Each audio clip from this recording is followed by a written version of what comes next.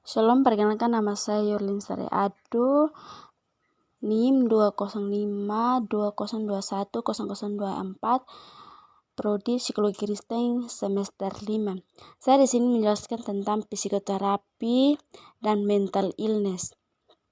Nah, psikoterapi merupakan sebuah metode yang dilakukan berdasarkan psikologi guna mengatasi permasalahan manusia terkait kejiwaannya.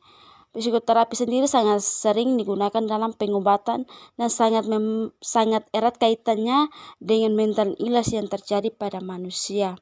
Manfaat psikoterapi itu dapat membantu seseorang mengembangkan keterampilan memecahkan masalah, membangun kepercayaan diri, dan menjadi lebih sadar diri. Terapi ini juga efektif untuk mengobati berbagai masalah kesehatan mental dan perilaku seperti depresi. Banyak orang yang tidak paham mengenai mental illness atau sakit jiwa, sehingga banyak orang awam yang tiba-tiba menjauhkan diri dari mereka yang mengalami mental illness. Bahkan banyak dari keluarga mereka yang justru menjauhkannya dan menaruh mereka di rumah sakit. Pengertian dari mental illness itu sebuah penyakit medis yang dinyatakan ketika pasien telah melewati pemeriksaan dan menempatkan diagnosa yang menghasilkan penurunan signifikan.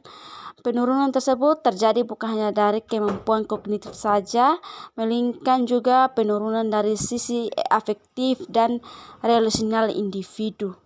Tanda-tanda yang bisa kita ketahui jika seseorang mengalami mental illness yaitu yang pertama, mereka tiba-tiba menarik diri dan menjauhkan lingkungan sosial. Yang kedua, penurunan kemampuan diri menurun secara bertahap sampai ke tingkat paling rendah. Yang ketiga, bermasalah dalam konsentrasi atau ingatan dan sejenisnya. Bahkan jika sudah parah, maka akan mengalami kejadian seolah-olah kehilangan ingatan. Keempat, perasaan yang dianggap mati dan tidak adanya ekspresi yang diberikan pada pasien. Yang kelima, sensitif jika memiliki pemandangan atau gambar ataupun suara penciuman dan sentuhan. Yang keenam, adanya perasaan seperti sedih dan stres secara terus menerus, bahkan hingga menyebabkan mereka depresi dan dipengaruhi oleh tekanan sehingga membuat tekanan tersebut seolah berlebihan. Yang ketujuh, adanya perubahan emosi dan mood ekstrim disertai dengan tindakan di luar batas seperti kekerasan, penolakan, dan sejenisnya.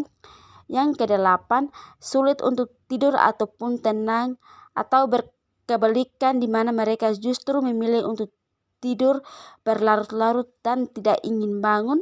Mereka yang masuk ke dalam mental illness akan sulit mengendalikan keinginan dan nafsu, sehingga mereka yang menderita mental illness kehilangan kesadaran dan status atau pengenalan diri sendiri. Gangguan ini bisa terjadi karena keturunan, kemudian